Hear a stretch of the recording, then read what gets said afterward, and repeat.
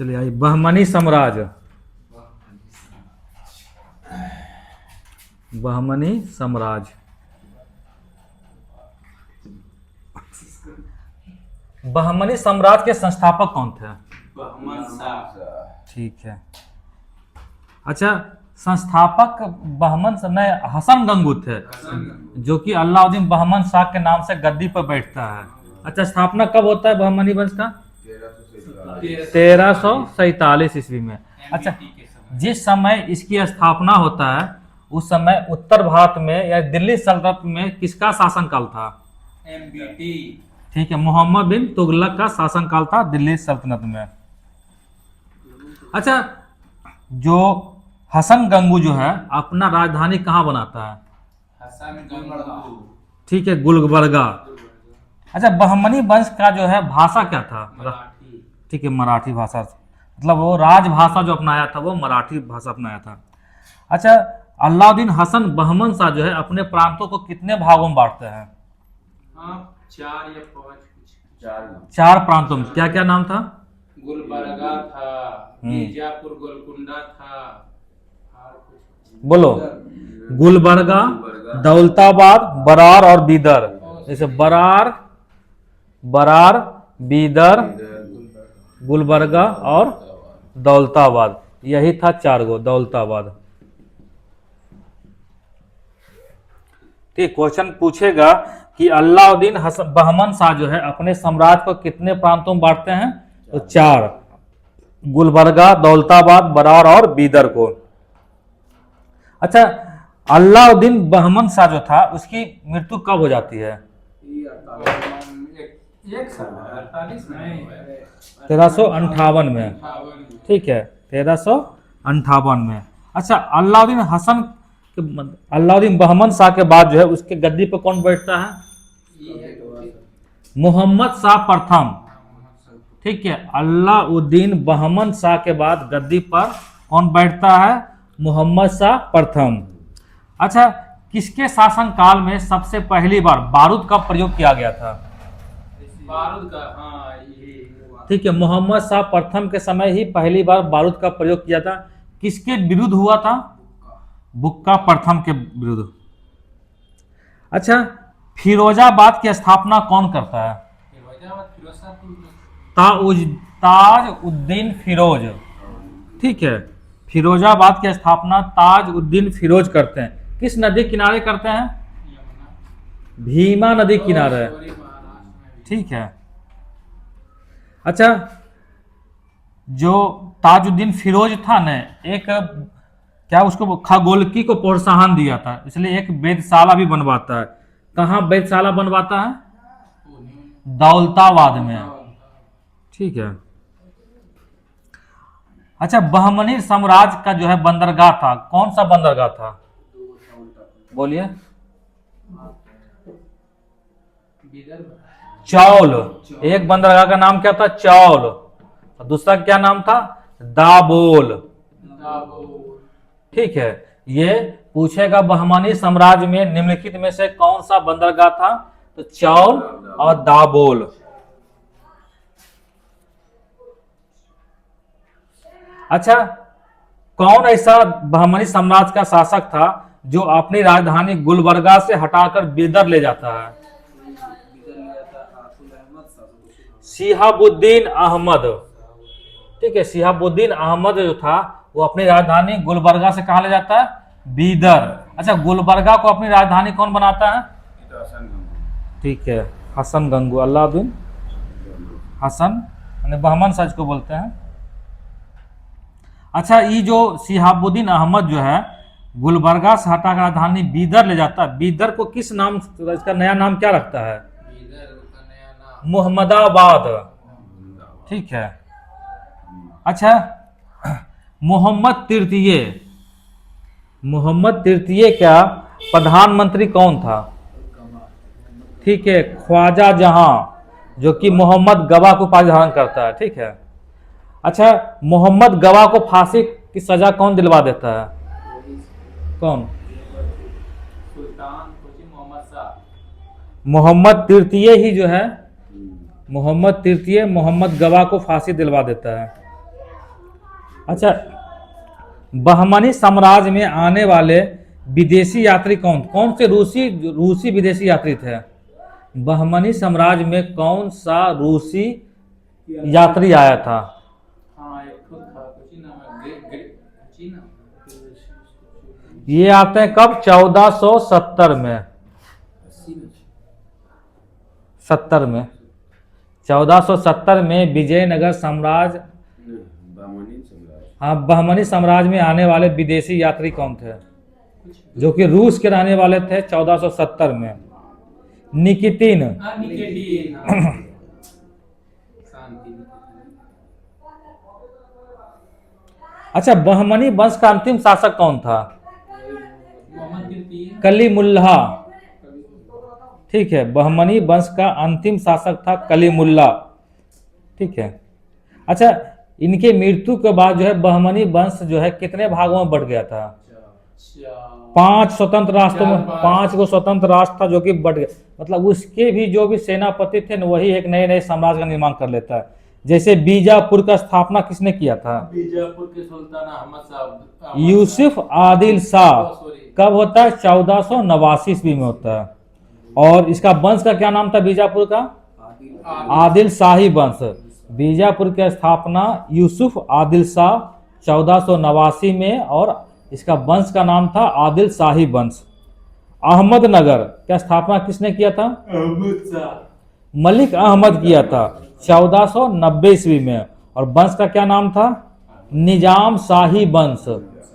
ठीक है, अहमदनगर जो था निजाम शाही वंश का था, और इसके संस्थापक थे मलिक अहमद 1490। बरार के संस्थापक कौन थे?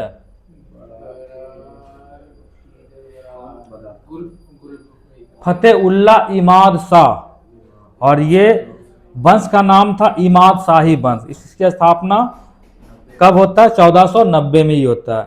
गोलकुंडा के संस्थापक कौन थे? कोली कुतुब शाह। इसके वंश का नाम था कुतुब शाही वंश। 1512 ईस्वी में होता है।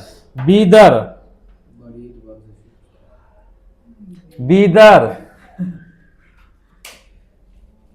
अमीर अली बरीद, और इसका वंश का नाम था बरीद शाही वंश।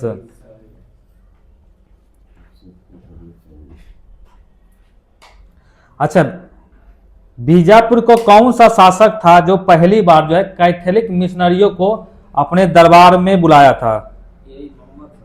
बीजापुर के आदिल यूसुफ शाह। ठीक है, आदिल यूसुफ शाह। अच्छा, यूसुफ आदिल शाह जो था उसका उत्तराधिकारी जो है किस भाषा को प्रश्रय दिया था, यानी किस भाषा का संरक्षण दिया था अपने राजकाल में? एक था मराठी और संस्कृत भाषा का। अच्छा, अबला बाबा के नाम से किन्हें जाना जाता है? अबला बाबा के नाम से किन्हें जाना जाता है? बोलिए। इब्राहिम आदिल शाह द्वितीय। इब्राहिम आदिल शाह द्वितीय को अबला बाबा या गरीबों का दोस्त, ठीक है, गरीबों का दोस्त भी कहा जाता है इनको। अच्छा, किताब नौरस किसने लिखा था? किताब नौरस की रचना किसने किया था? बोलो। इब्राहिम आदिल शाह द्वितीय। ठीक, ये सब क्वेश्चन तो पूछा रहता है ना। किताब नौरस, किताब नौरस का पूछा है। इसके कौन थे? इब्राहिम आदिल शाह द्वितीय। इस किताब में जो है ना विभिन्न प्रकार के गीतों और उनके रागों को प्रस्तुत किया गया है। अच्छा, हैदराबाद की स्थापना कौन करते हैं? हैदराबाद में जो है 4 मीनार की स्थापना कौन करते हैं? कुतुब कुतुब शाह। कब करते हैं? 1591 से 1592 करीब। ठीक है, कौन करते हैं? 4 मीनार की स्थापना कुली कुतुब शाह। किस लिए होता है 4 मीनार की स्थापना? 4 मीनार तो हैदराबाद में ठीक है, लेकिन इसका स्थापना क्यों किया जाता है? मतलब अच्छा उच्छापन किला वाला बनाया। बोलो रे। बीचों बीच है सर। एक बीमारी फैल गया था, इसका नाम था प्लेग बीमारी। तो प्लेग बीमारी का जब उन्मूलन हो गया था ना, उसी के याद में जो है ना हैदराबाद में 4 मीनार बनाया जाता है। इसमें चारों दिशा में एक का जो है ना इसका बाजा लगा हुआ रहता है, ठीक है, मतलब क्या उसको बोलते हैं, गुम्बद टाइप के मेहराब लगा होता है, मेहराब, इसका चारों दिशा में एक का जो है ना मेहराब बनाया जाता है, ठीक है। तो क्वेश्चन पूछेगा कि 4 मीनार की स्थापना किस लिए किया गया था? प्लेग बीमारी के उन्मूलन के लिए।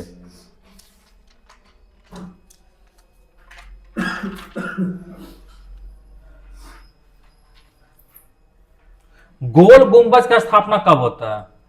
गोल गुंबज है कहां, पहले बताइए। अहमदाबाद। बीजापुर में है, बीजापुर के गोल गुंबज पर है ना। इसकी स्थापना कब होता है?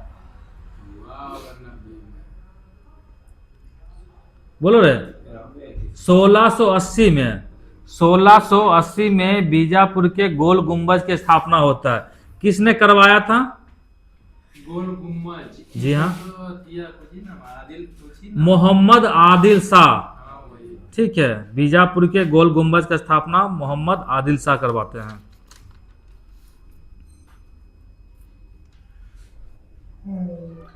अच्छा, बहमनी साम्राज्य में कुछ विभाग और उसके मंत्री बारे में बताना है कि कौन सा मंत्री कौन सा विभाग संभालता था। जैसे एक का नाम था वकील ए सल्तनत, इसका क्या कार्य होता था? वकील सल्तनत। दिल्ली के मलिक नायाब के समान ये होता था, ठीक है। अच्छा, वकील ए कुल, ये क्या काम होता था? ये अर्थ कथी अधिकारी था, वकील ए कुल, ये मंत्रियों के कार्यों का निरीक्षण करता था। वकील ए कुल।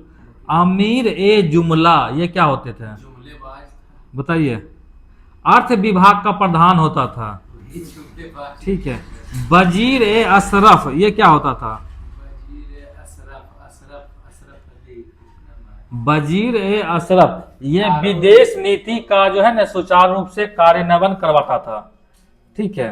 नाजिर, नाजिर नाजिम। ये था अर्थ विभाग था। नाजिर जो था ना अर्थ विभाग था।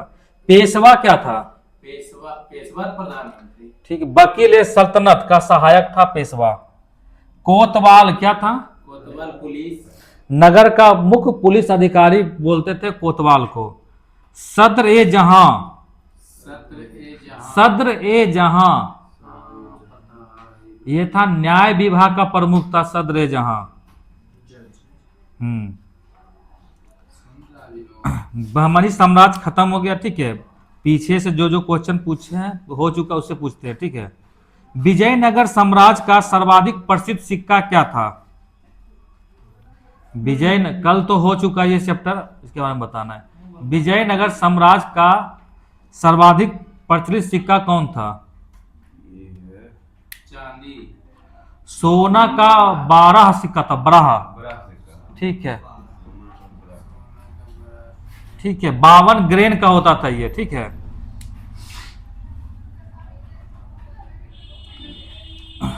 अच्छा, विजयनगर साम्राज्य में अयंगर क्या होता था?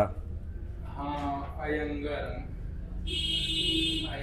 अयंगर विजयनगर साम्राज्य में एक व्यवस्था का जिसका नाम था अयंगर व्यवस्था, वो क्या होता था? इसको शॉर्ट में बता देते हैं अयंगर व्यवस्था क्या होता था।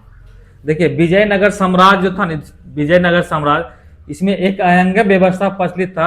इसमें 12 व्यक्तियों का एक समिति होता था, ठीक है। ये समिति का काम क्या था कि विजयनगर साम्राज्य में जो है जिस प्रांत का इस बनता था कमेटी का अध्यक्ष, इसमें था कि उस प्रांत में या उस क्षेत्र में कोई भी जमीन इसके अनुमति के बिना ना बेच सकता है ना दान दे सकता है, ठीक है। और ये पद जो था, ये 12 व्यक्ति का जो था, इस 12 व्यक्ति को अवैतनिक था, इसके कार्य के लिए वेतन नहीं दिया जाता था, बल्कि इसको जो है लगान मुक्त जमीन दे दिया जाता था, ठीक है। ये पद कैसा था?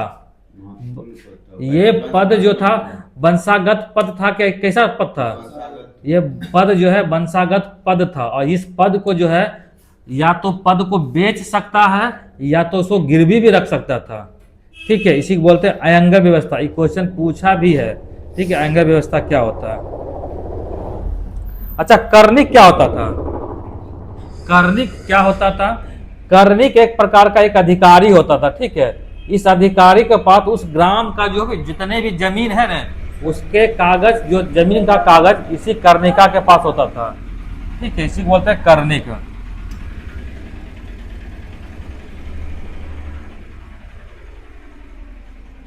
अच्छा, कृष्णदेव राय किस वंश का शासक था? बोलिए, कृष्णदेव राय जो है किस वंश का शासक था? ठीक, कृष्णदेव राय जिस समय शासन कर रहा था उस समय उत्तर भारत में किसका शासनकाल चल रहा था?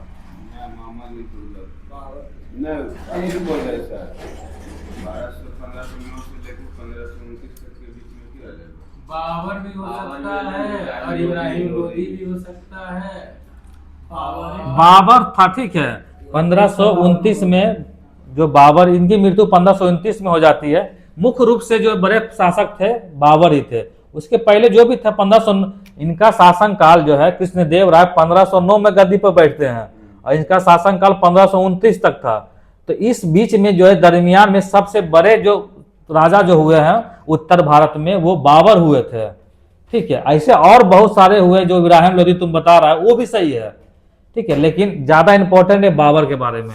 अच्छा, बाबर जो है अपने किताब जो है बाबरनामा में दक्षिण भारत के किस राजा के बारे में वर्णन किया है?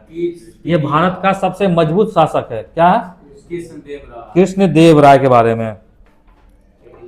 विठल स्वामी का मंदिर का निर्माण किसने करवाया था? कृष्णदेव राय। ठीक है, कृष्णदेव राय। अच्छा, किसके शासन काल में जो है ना 1612 ईस्वी में बोडियार वंश की स्थापना होता है? 12 में बोडियार वंश का स्थापना होता है। हाँ, किसके शासन काल में? विजयनगर साम्राज्य में कौन शासन कर रहा था? तो हुआ है। ठीक है, अराबेडू वंश के शासक था वेंकट द्वितीय। ठीक है, उसी के समय जो है कौन सा वंश की स्थापना होता है? बोडियार वंश। कब होता है? 1612 ईस्वी में। अच्छा, विजयनगर साम्राज्य में आने वाले अब्दुल रज्जाक एक विदेशी यात्री थे, वो किस देश के थे? कहाँ के थे? ठीक है, फारस के थे अब्दुल रज्जाक, जो कि देव राय द्वितीय के शासनकाल में भारत आए थे।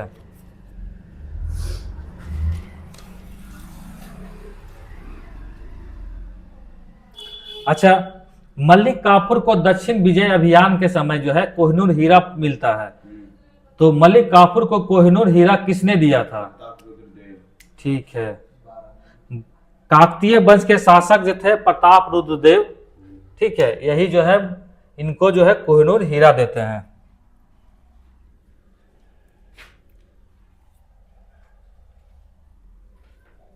दशमलव प्रणाली का पहली बार प्रयोग किसने किया था? सेना निर्माण करने के लिए दशमलव प्रणाली का प्रयोग पहली बार किसने किया था? चंगेज खां किए थे। दिल्ली सल्तनत में जो है एक अंतरराष्ट्रीय बंदरगाह था, वो क्या नाम था उनका? देवल। और दाबोल बंदरगाह किसका था? बहमनी। चावल किसका था? बहमनी का था। अच्छा, दीवाने ए बंदगान ये कैसा विभाग था? बंदगान दास विभाग था। कौन लाए थे? फिरोज शाह तुगलक। दिल्ली सल्तनत में सबसे लंबे समय तक शासन करने वाला शासक कौन था? बहलोल लोदी। और सबसे अधिक तक कौन सा वंश शासन किया था? ठीक है, तुगलक वंश। मोहम्मद बिन तुगलक जो है हिंदुओं के कौन से त्योहार थे जिसमें शामिल होते थे? होली। ठीक है, मोहम्मद बिन तुगलक का अंतिम अभियान कौन सा था? मोहम्मद बिन तुगलक का अंतिम सैन्य अभियान कौन सा था? बंगाल जा रहा था। खुरासान एवं कराचिल का अभियान।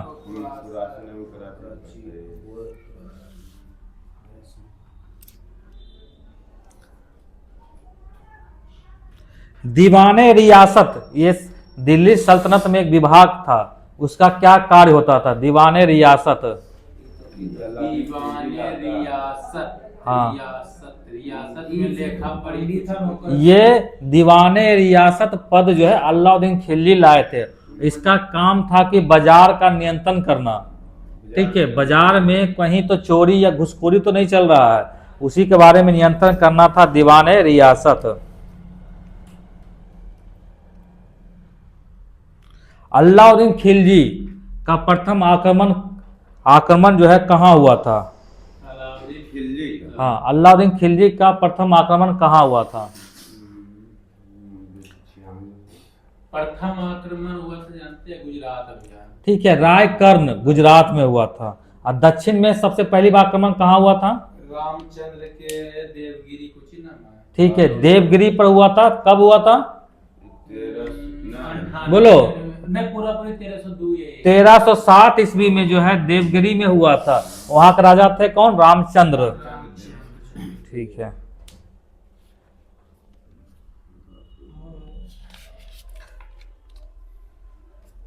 इतना पहले क्वेश्चन हम रिवीजन करवा रहे हैं जान करके कि तुम लोग भुला ना जाओ कहीं। ठीक है, और वही क्वेश्चन को ज्यादा हम पूछ रहे हैं जो कहीं ना कहीं एग्जाम में आया है। ठीक है, ऐसा नहीं कुछ सब क्वेश्चन हम नहीं पूछ रहे हैं। अच्छा, एक चीज बताइए, सिजदा एवं पैबोस प्रथा की शुरुआत किसने किया था? सिजदा एवं पैबोस प्रथा की शुरुआत बलबन किया था। इसमें क्या होता था सिजदा एवं पैबोस प्रथा? हाथ को चूमकर लेट कर जो है पैर को चूमना और हाथ को चूमना, यही शासक का जो पैर और हाथ को चूमना, इसी को बोलते हैं सिजदा एवं पैबोस प्रथा। इस प्रथा को समाप्त किसने कर दिया था? शाहजहां। शाहजहां ने कर दिए थे।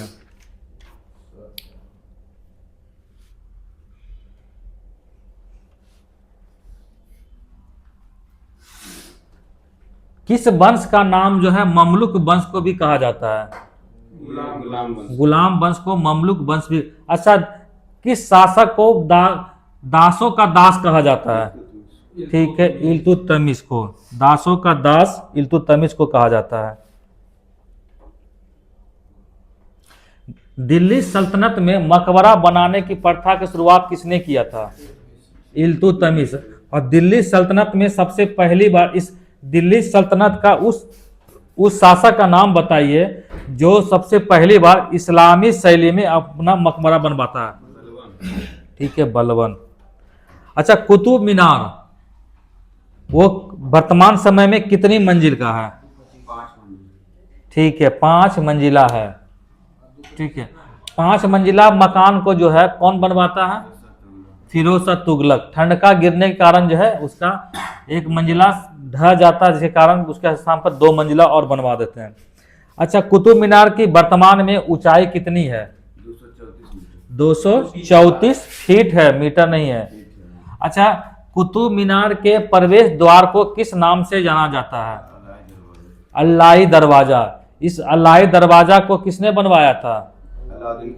अलाउद्दीन खिलजी।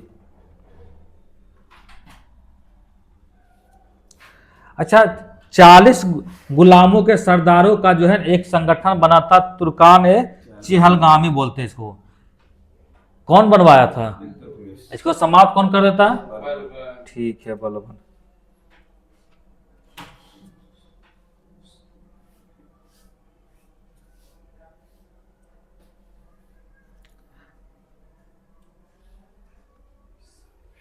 अच्छा, इल्तुतमिश को भी खरीदा जाता है, पता है?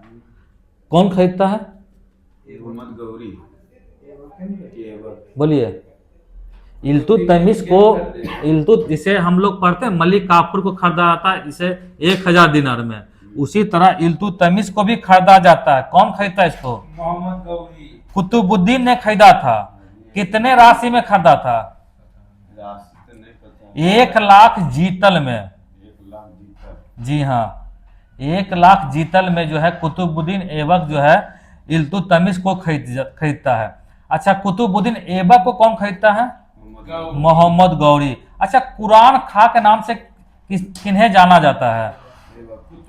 कुतुबुद्दीन ऐबक को। अच्छा, बख्तियार खिलजी जो है कहाँ के अभियान से लौटते समय नालंदा विश्वविद्यालय को ध्वस्त कर देता है? बंगाल अभियान से लौटते समय। अच्छा, बख्तियार खिलजी का समाधि स्थल कहाँ है? गलत है। बख्तियार खिलजी का समाधि स्थल कहाँ स्थित है? कैमूर में है। ठीक है, यहाँ से अगर हम मदद का के ले चलिए। बख्तियार खिलजी का समाधि स्थल कैमूर में है। चलिए खत्म हो गया है।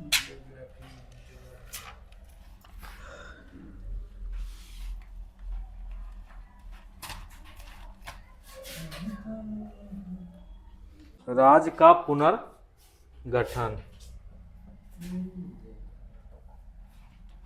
अच्छा, भाषा के आधार पर राज्यों का पुनर्गठन होना चाहिए या नहीं होना चाहिए, इसके लिए एक आयोग बनाया गया था। ठीक है, और इस आयोग के अध्यक्ष कौन थे? एस के धर। ये कहाँ के न्यायाधीश थे? इलाहाबाद के पूर्व न्यायाधीश थे एस के धर। अच्छा, एस के धर में कितने कमेटी, मतलब कितने सदस्य थे? 4 सदस्यीय आयोग था। पहले तो पूछेगा एस के धर था किससे संबंधित था, तो राज्यों का पुनर्गठन भाषा के आधार पर हो या नहीं, इसके लिए आया था। इसमें कितने सदस्य थे? 4 सदस्य थे। अच्छा, इस आयोग ने अपना सिफारिश जब पेश किया था तो क्या कहा था? नहीं बन सकता। भाषा का आधार पर जो है राज्यों का पुनर्गठन नहीं हो सकता है। और किस आधार पर हो सकता है? प्रशासनिक सुविधा के आधार पर जो है राज्यों का पुनर्गठन किया जा सकता है। अच्छा, ये जो एस के धर कमेटी आया था, किस लिए आया था? क्योंकि आंध्र प्रदेश में एक नए राज्य की स्थापना की मांग कर रहे थे। कौन कर रहे थे? कोटल्लू श्री रामलुल्लू। ठीक है, ये आंध्र प्रदेश के लिए भाषा के आधार पर एक नए राज्य की स्थापना कर रहे थे। अच्छा, धर आयोग के रिपोर्ट के बाद जो है कौन सी समिति का निर्माण किया जाता है? जेबीपी। कांग्रेस का अधिवेशन होता है कहाँ? जयपुर में होता है। ठीक है, इसी जयपुर में एक कमेटी का निर्माण होता है जिसको बोलते हैं जेबीपी। कौन इसके सदस्य थे? कौन कौन थे? जवाहरलाल नेहरू, नेहरू वल्लभ भाई पटेल, और सरदार पटेल। पटाभी सीतारमैया। जवाहरलाल नेहरू, सरदार वल्लभ भाई पटेल और पटाभी सीतारमैया थे। अच्छा, इस समिति जो है भाषा के आधार पर राज्यों का पुनर्गठन हो या न हो, इसके लिए क्या कहा था? ये इसके धर के बाद माना था नहीं हो सकता। जेबीपी समिति भी जो है, जेबीपी समिति अपना जब रिपोर्ट पेश किया था तो उसमें भी यही बात कहा था कि भाषा के आधार पर राज्यों का पुनर्गठन नहीं हो सकता है। ठीक है, इसके बाद क्या होता है? जो तेलुगु भाषी का जो मांग कर रहे थे श्री रामलुल्लू, ठीक है, उनकी मृत्यु हो जाती। कितने दिनों के आमरण अनशन के बाद? 58 दिन, 58 दिन के बाद जो है, ये क्वेश्चन पूछता भी है, 58 दिनों के बाद जो है रामलुल्लू की मृत्यु हो जाती है, जो कि एक नए तेलुगु भाषी आंध्र प्रदेश की मांग कर रहे थे।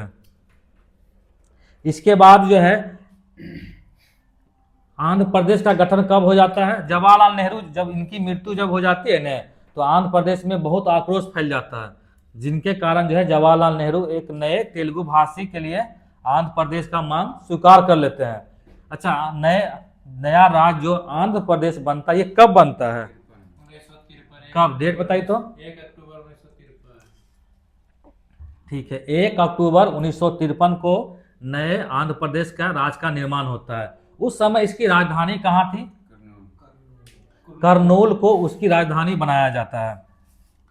अच्छा,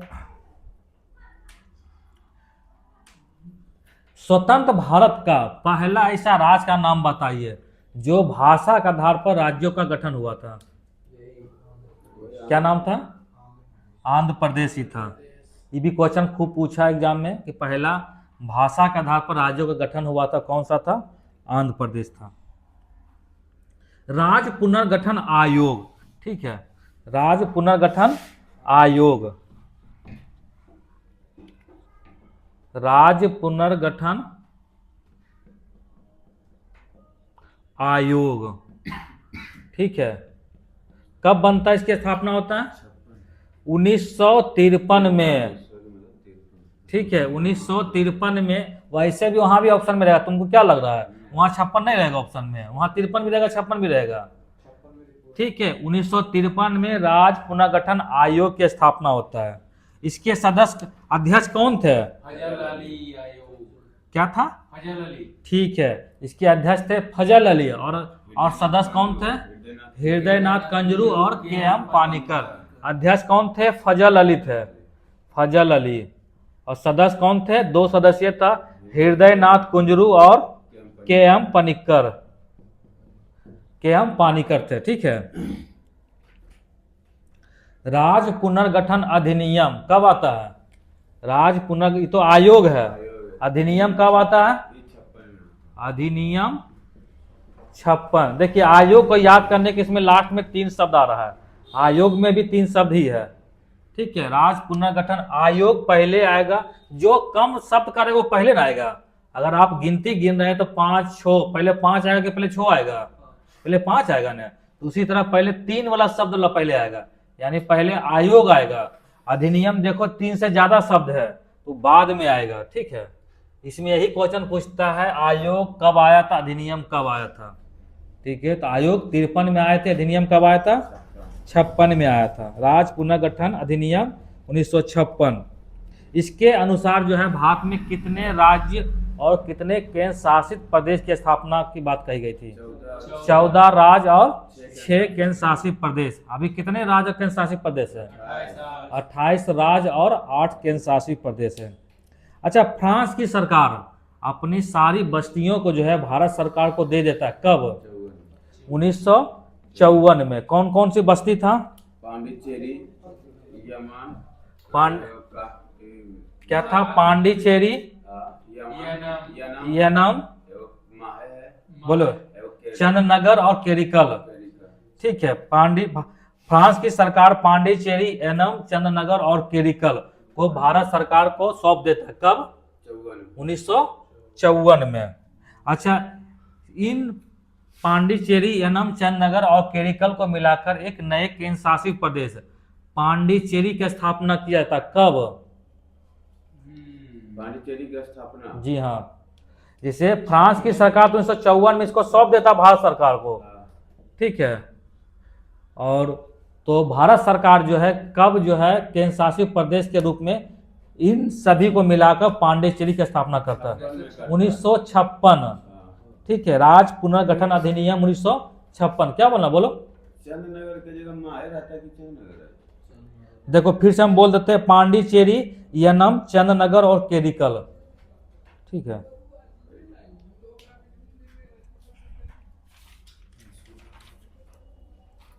अच्छा, गोवा, गोवा पर किसका अधिकार था? पुर्तगाली को। अच्छा, भारत सरकार जो है किस ऑपरेशन के तहत गोवा को मुक्त किया जाता है पुर्तगाली से? बोलिए। ऑपरेशन विजय कब होता है? 1961 में। भारत सरकार 1961 में पुर्तगालियों के खिलाफ एक ऑपरेशन चलाता है जिसका नाम था ऑपरेशन विजय। अच्छा, भारत सरकार जो है किस संविधान संशोधन के तहत जो है गोवा और दमन द्वीप को भारत का अभिन्न अंग में शामिल कर लेता है? 12वां संविधान संशोधन कब होता है? 1962। 12वां संविधान संशोधन 1962 को गोवा को भारत का एक अंग बना लेता है। अच्छा, ऐसे कौन से विदेशी थे जो यूरोपीय कंपनी थे जो सबसे पहले आते हैं और सबसे बाद में जाते हैं? पुर्तगाली था। पुर्तगाली सबसे पहले आते हैं और जाते हैं कितना? सबसे बाद में जाते हैं। यही। अच्छा, क्षेत्रीय परिषद ये क्या होता है? क्षेत्रीय परिषद, क्षेत्रीय परिषद के बारे में कुछ भी बताना है? क्षेत्रीय परिषद, क्षेत्रीय परिषद 56 में था। इसकी स्थापना कब होता है? 56। 1956। राज्य पुनर्गठन अधिनियम 1956 के तहत इसकी स्थापना होता है। क्षेत्रीय परिषद की स्थापना कौन करता है? गृह मंत्री। राष्ट्रपति करता है। यही सब क्वेश्चन तुम बोलो, वो गलत करके आना। ये बोल दिया ठीक है। क्षेत्रीय परिषद की स्थापना कौन करता है? राष्ट्रपति। इसके अध्यक्ष कौन होते हैं? गृह मंत्री होते हैं। अच्छा, इसका उपाध्यक्ष कौन होता है? राज्यों के मुख्यमंत्री। राज्यों के मुख्यमंत्री इसके उपाध्यक्ष होते हैं। ये हर साल बदलता रहता है। आज किसी और राज्य का बारी है तो इस बार बिहार बन गया है तो अगला बार हो सकता है उत्तर प्रदेश बने, मतलब ये चेंज होते रहता है। ठीक है। वर्तमान समय में भारत में कितनी क्षेत्रीय परिषद है? 1 2 3 4 5 देखिए दिशा के वो है, देखिए ये दिशा है उत्तर दक्षिण पूरब पश्चिम। उत्तर मतलब उत्तरीय क्षेत्रीय परिषद, दक्षिण का मतलब दक्षिण क्षेत्रीय परिषद, पूरब का मतलब पूर्वी क्षेत्रीय परिषद, पश्चिम का मतलब पश्चिम क्षेत्रीय परिषद, एक बीच में आ जाएगा मध्य क्षेत्रीय परिषद। कैसे बोले? वो परिषद बनाया, वो अलग चीज है, बाद में बनाया गया था। ठीक है, टोटल कितने हैं? 5 क्षेत्रीय परिषद है। कौन से? उत्तर क्षेत्रीय परिषद, मध्य क्षेत्रीय परिषद, पूर्वी, पश्चिमी और दक्षिण। अच्छा, इसमें पहले तो क्वेश्चन यही पूछता है कितने क्षेत्रीय परिषद है। ठीक है, इसमें सबसे ज्यादा इंपॉर्टेंट है कि इससे स्थापना कौन करता है? राष्ट्रपति। इसके अध्यक्ष कौन बनते? गृह मंत्री। अच्छा, बताना है कि जैसे बिहार किस क्षेत्रीय परिषद का हिस्सा है? पूर्वी सीधा सीधे उत्तर। ठीक है, बिहार किसका है? पूर्वी। पूर्वी क्षेत्रीय परिषद का है। महाराष्ट्र किसका है? पश्चिमी। ठीक है, पश्चिमी का महाराष्ट्र है। मध्य का मध्य प्रदेश। उत्तराखंड जो है किस क्षेत्रीय परिषद का? ये उत्तर का। उत्तराखंड जो है किस क्षेत्रीय परिषद में आता है? मध्य क्षेत्रीय परिषद में आता है। अच्छा, छत्तीसगढ़ किस क्षेत्रीय परिषद में आता है? यो मध्य में आएगा तब। ना दक्षिण में आता है सर। मध्य क्षेत्रीय परिषद में आता है। पुडुचेरी जो है किस क्षेत्रीय परिषद का हिस्सा है? दक्षिण। ठीक है, दक्षिण है। अच्छा, उत्तर प्रदेश किस क्षेत्रीय परिषद का हिस्सा है? पूरब। अरे उत्तर प्रदेश मध्य में है ना, तो मध्य क्षेत्रीय परिषद का हिस्सा है ना। ले ले। चंडीगढ़ किस क्षेत्रीय परिषद का हिस्सा है? ये उत्तरे में है। उत्तर। उत्तर का है। ठीक है। मणिपुर किस क्षेत्रीय परिषद का हिस्सा है? पूर्वोत्तर। ठीक। उड़ीसा किस क्षेत्रीय परिषद का हिस्सा है? पूरब। अच्छा, हरियाणा किस क्षेत्रीय परिषद का हिस्सा है? उत्तर। ठीक है। नागर और हवेली नागर और हवेली पश्चिम। ठीक है, पश्चिम का है। अच्छा, कुछ फिर क्षेत्रीय परिषद का जो मुख्यालय के बारे में बताना है। जैसे उत्तर क्षेत्रीय परिषद का मुख्यालय कहाँ स्थित है? दिल्ली में है। मध्य क्षेत्रीय परिषद का मुख्यालय कहाँ स्थित है? ठीक है, मध्य क्षेत्रीय परिषद का मध्य प्रदेश में है। अरे मध्य में कहाँ? इलाहाबाद में आता है। ठीक है, इलाहाबाद प्रयागराज। पूर्वी क्षेत्रीय परिषद का? कलकत्ता है। ठीक है, कोलकाता। पश्चिमी क्षेत्रीय परिषद का? मुंबई। मुंबई। और दक्षिण क्षेत्रीय परिषद का? चेन्नई। चेन्नई है। अच्छा, एक और है पूर्वोत्तर परिषद। ठीक है, इसकी स्थापना कब होता है? पूर्वोत्तर परिषद का स्थापना 1972 में होता है। 1971 के अधिनियम के तहत होता है। इसमें कितने राज्य हैं? 8 है। पहले इसमें 7 था, जो कि बाद में 1994 में सिक्किम को शामिल किया जाता है। तो क्वेश्चन पूछेगा पहला, पूर्वोत्तर परिषद में कितने सदस्य हैं? 8 है। ठीक, इसकी स्थापना कब होता है? 1972 में, 1971 के अधिनियम के तहत। अच्छा, पहले इसके अध्यक्ष होते थे राज्यपाल होते थे। ठीक है, लेकिन वर्तमान समय में 2018 में एक संशोधन किया गया था, जिसके अनुसार अब इसके अध्यक्ष कौन होते हैं? गृह मंत्री। गृह मंत्री हो। अब गृह मंत्री होने लगे हैं। अच्छा, पूर्वोत्तर परिषद का मुख्यालय कहाँ स्थित है? गलत है, असम। इम्फाल है सर। गलत है। असम। ऐसा तो गुवाहाटी हो जाए। शिलोंग। मेघालय है।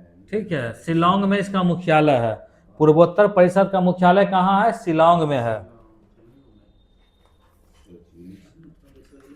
चलिए, कुछ राज्यों का जो गठन हुआ था, जैसे भाषा के आधार पर जब राज्यों का गठन हो गया ना, तो भारत के बहुत से राज्य जो बड़े बड़े राज्य थे उसको तोड़ तोड़ कर नए राज्य का निर्माण हो। मतलब उसमें भी भाषा, जैसे गुजराती और मराठी में विवाद हो जाता है तो अलग गुजराती मराठी अलग बन जाता है। उसी तरह अलग अलग राज्य बनना शुरू हो जाता है। तो जैसे आंध्र प्रदेश का गठन कब होता है? 1 अक्टूबर 1953 को। महाराष्ट्र का गठन कब होता है? 60। ठीक, 1 मई 1960 को होता है। गुजरात का गठन कब होता है? 60। ठीक, 1 मई 1960। मराठी और गुजराती भाषा को अलग करके गुजरात और महाराष्ट्र को बनाया जाता है। मुंबई से कटता है नहीं।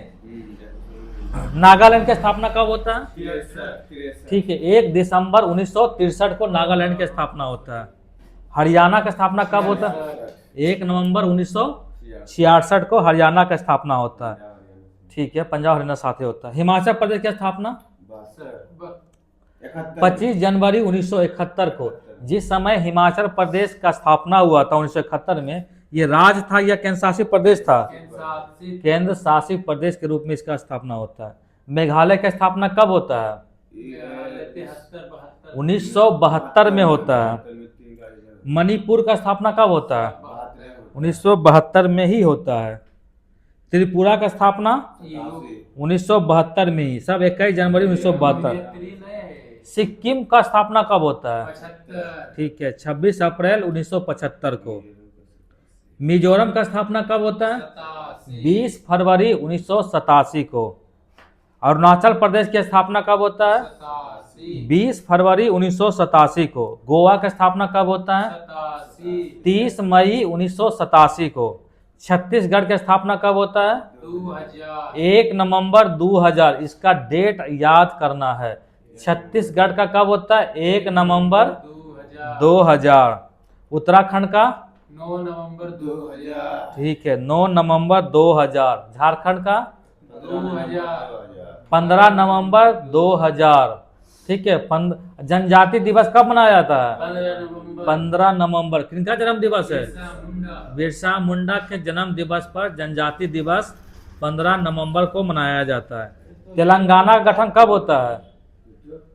तेलंगाना का गठन कब होता है? तेलंगाना 2 जून 2014 ठीक है 2 जून 2014। फिर से पूछते कुछ कुछ राज्य का नाम बताना। स्थापना होता है जैसे हिमाचल प्रदेश कब होता है? 1971 में। अरुणाचल प्रदेश, गोवा, महाराष्ट्र, ठीक है। झारखंड 15 नवंबर 2000। चलिए खत्म हो गया। अच्छा पिछले से कुछ पूछते हैं। 9वीं अनुसूची में जो भी विषय डाल दिया गया था उसमें संशोधन नहीं हो सकता है, लेकिन बाद में जो है इसमें सुप्रीम कोर्ट बोला था अगर ये मौलिक अधिकार का हनन करता है तो इसमें संशोधन हो सकता है। ये अमेंडमेंट एक्ट मतलब ये संशोधन कब हुआ था? कौन सा ईस्वी में हुआ था? बोलिए। 2007 ठीक है 2007 में ये संशोधन हुआ था।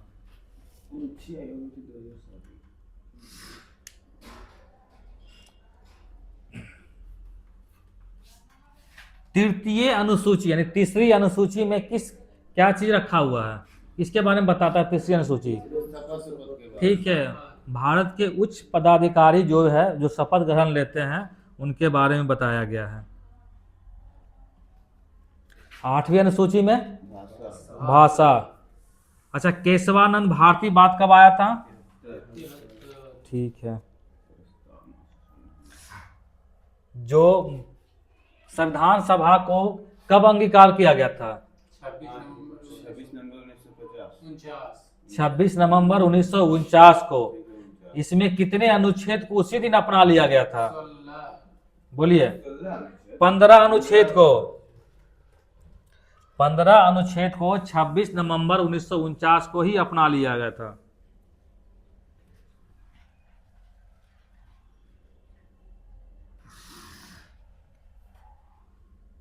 किस बाद में कहा गया था कि प्रस्तावना को न्यायालय में परिवर्तित नहीं किया जा सकता है? बोलो। मदन बनाम कुछ करे। ठीक है मदन गोपाल। ठीक कब हुआ था? 1957।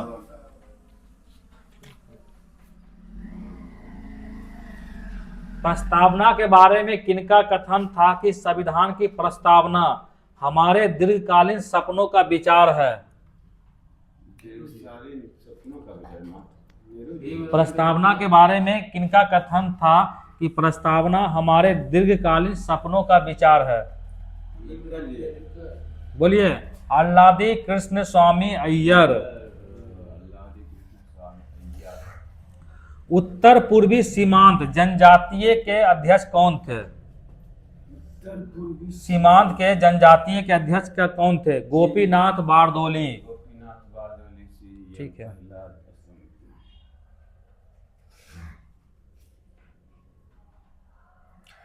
अल्पसंख्यक एवं जनजाति के अध्यक्ष कौन थे? भीमराव अंबेडकर। नहीं भीमराव, सरदार वल्लभ भाई पटेल भीमराव बोलते हैं। सरदार वल्लभ भाई पटेल। उसके उपाध्यक्ष कौन थे? अल्पसंख्यक और जनजाति के ये अच्छे मुखर्जी। एससी मुखर्जी इसके उपाध्यक्ष थे।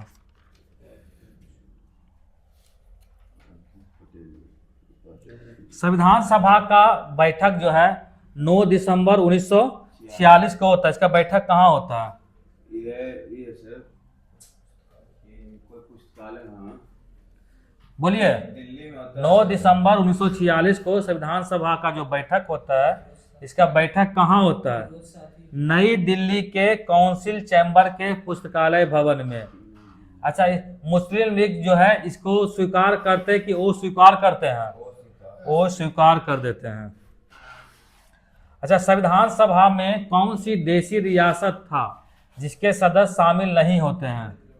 हैदराबाद ऐसा देशी रियासत था जिसके सदस्य शामिल नहीं होते हैं।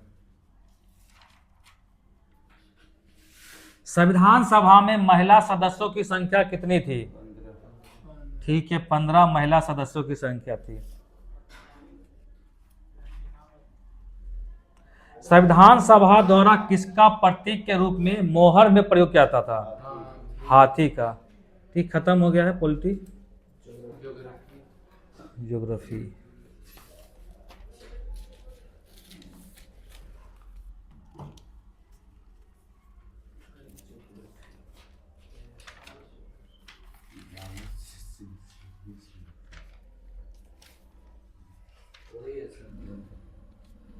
बहुत छोटा चैप्टर है, पीछे का भी पूछेंगे। भारत के प्रमुख जलप्रपात, ठीक है, भारत के प्रमुख जलप्रपात के बारे में बताना है। इससे भारत का सबसे ऊंचा जलप्रपात कौन सा है? कुचिकल जलप्रपात कहाँ स्थित है? कर्नाटक में है। कितना ऊंचाई इसका है? 455 मीटर। किस नदी के किनारे स्थित है? बराही नदी के किनारे स्थित है। अच्छा, होंगे काल जलप्रपात किस नदी पर बनाया गया है? तमिलनाडु में सर, कोई नहीं। होंगे काल जलप्रपात जो है किस नदी पर बनाया गया है? लगे नहीं। कावेरी नदी पर बनाया गया है, जो कि तमिलनाडु में स्थित है।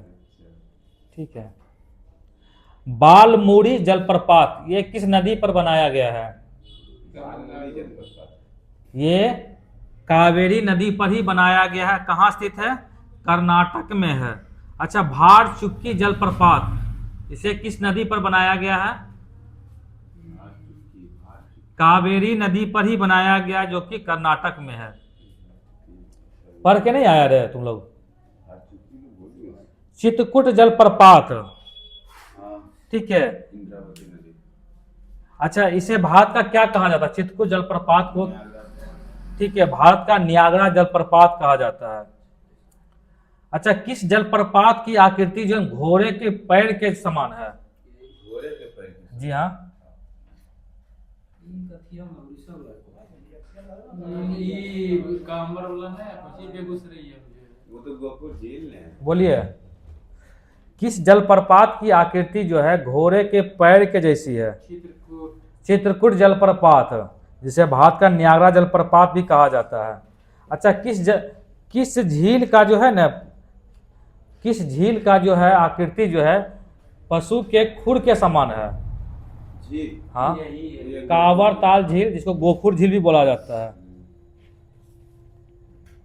अच्छा, एशिया के सबसे बड़े मीठे पानी की गोखुर झील कौन सी है?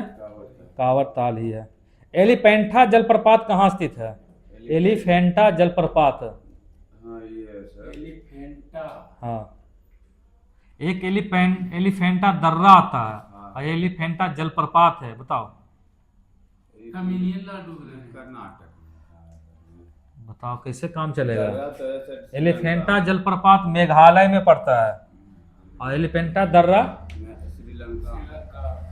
अपने पे अधिक। ठीक है। सहस्त्रधारा नाम से जलप्रपात जो बहती है, सहस्त्रधारा नामक एक जलप्रपात है जो कहाँ बहती है? उत्तराखंड और मध्य प्रदेश में। ठीक है। जोग या गढ़सोप्पा जलप्रपात किस नदी पर बनाया गया है? शरावती नदी पर। कहाँ स्थित है? कर्नाटक में है। अच्छा, इसको किस नाम से और जाना जाता है? गांधी सागर जलप्रपात कहाँ है? गांधी सागर जलप्रपात वही कर्नाटक। कहाँ है? सागर जलप्रपात। हाँ कर्नाटक। गरसप्पे को नहीं बोलता है। ठीक है, जोग या गरसोप्पा को गांधी सागर जलप्रपात बोला जाता है, जो कि कहाँ है? कर्नाटक में। अच्छा, कुछ और जलप्रपात के नाम दिया हुआ है, उसके बारे में बताना है। धुआंधार जलप्रपात कहाँ स्थित है? धुआंधार कर्नाटक। मध्य प्रदेश नर्मदा। धुआंधार जलप्रपात मध्य प्रदेश के नर्मदा नदी पर। यह जलप्रपात जो है ना इतना ऊंचाई से गिरता है ना, जहाँ गिरता है पूरा धुआं धुआं बना देता है, उसी को बोलते हैं धुआंधार जलप्रपात, जो कि किस नदी पर है? नर्मदा नदी पर है। चित्रकूट जलप्रपात किस नदी पर है? इंद्रावती नदी पर है, जो कि कहाँ? छत्तीसगढ़ में पड़ता है। एन्ना जलप्रपात किस नदी पर बनाया गया है? ये कावेरी नदी। नर्मदा नदी पर बनाया गया है। ठीक है। दूध सागर जलप्रपात किस नदी पर है? गोवा मांडवी नदी पर है, जो कि गोवा में स्थित है। बरेही पानी जलप्रपात ये कहाँ स्थित है? कर्नाटक। ओडिशा में है, जो कि बुधबलंगा नदी पर स्थित है। बुधबलंगा नदी पर स्थित है। इसकी ऊंचाई 399 मीटर है। यानी भारत का दूसरा सबसे ऊंचा जलप्रपात ब्रेही पानी जलप्रपात है, जो कि बुधबलंगा नदी पर है। शिव समुद्रम जलप्रपात ये कावेरी नदी पर कर्नाटक। ठीक है, कावेरी नदी पर कर्नाटक में बनाया गया है। चुलिया जलप्रपात चुलिया चंबल। चंबल नदी पर बनाया है, जो कि कहाँ है? राजस्थान में है। हुंडरू जलप्रपात वेरी वेरी इंपॉर्टेंट सोनरेखा नदी पर बनाया गया है, जो कि कहाँ है? झारखंड। झारखंड में। इसकी ऊंचाई 74 मीटर है। बिहार जलप्रपात राजस्थान। राजस्थान में है, टोंस नदी पर। बिहार जलप्रपात नाम है, ना कि बिहार में स्थित है। ये राजस्थान में है, जो कि टोंस नदी पर है। इसकी ऊंचाई कितना है? 100 मीटर है। ठीक है। गोकक जलप्रपात किस नदी पर बनाया गया है? गोकक में श्रावती नदी। घाट परवा नदी पर बनाया गया गोकक जलप्रपात, जो कि कर्नाटक में है। चलिए, कुछ बताना है। पिछले तो खत्म हो गया, पीछे का बताइए।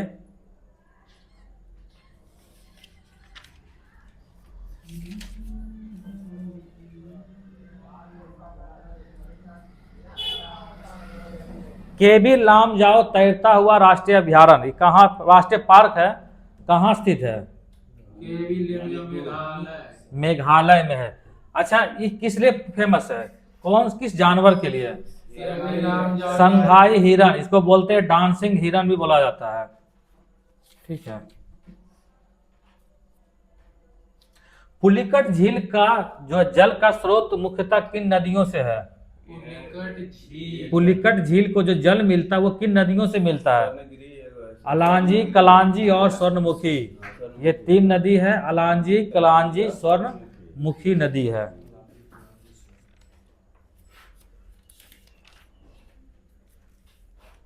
व्हीलर द्वीप कहाँ स्थित है? उड़ीसा में। इसका नया नाम क्या है?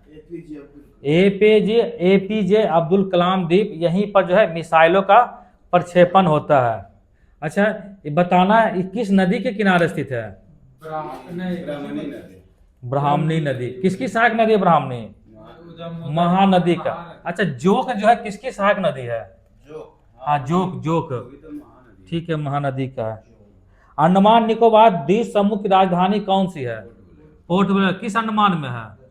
दक्षिणी अंडमान। ठीक है, दक्षिणी अंडमान। अंडमान निकोबार की सबसे ऊंची चोटी कौन सी है? सैंडल पीक है। ऊंचाई कितना है? 738 मीटर। किस अंडमान में है? उत्तरी अंडमान में है। दक्षिण भारत की दूसरी सबसे ऊंची चोटी कौन सी है? दक्षिण भारत की दूसरी। चौदह बेटा। नहीं, वो तो पहली हो गया। कुछ ही होगा। दक्षिण भारत की दूसरी सबसे ऊंची चोटी कौन सी है? वो तो ये बेटा। ठीक है, दोदा बेटा है। किसकी ऊंची चोटी है? नीलगिरी। नील। कितना ऊंचाई है? 2637 मीटर। अच्छा, लूनी नदी कहाँ जाकर गायब हो जाती है? लूनी कच्छ के रण में। अच्छा, कच्छ के रण में किसका अभ्यारण्य है?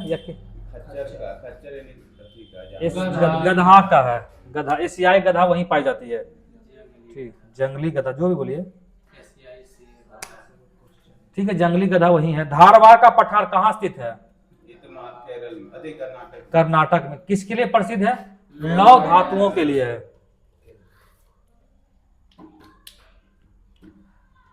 कश्मीर हिमालय में मिलने वाले मिट्टी जिसका नाम है करेवा, ये करेवा मिट्टी जो है किससे बना होता है? करेवा काली मिट्टी से। इन्होंने जलोढ़ जलोढ़ मिट्टी का निर्माण उससे होता है, करेवा मिट्टी का। ये जलोढ़ मिट्टी का एक प्रकार का हिमोड होता है। ठीक है, चलिए सब खत्म हो गया है ज्योग्राफी। दोनों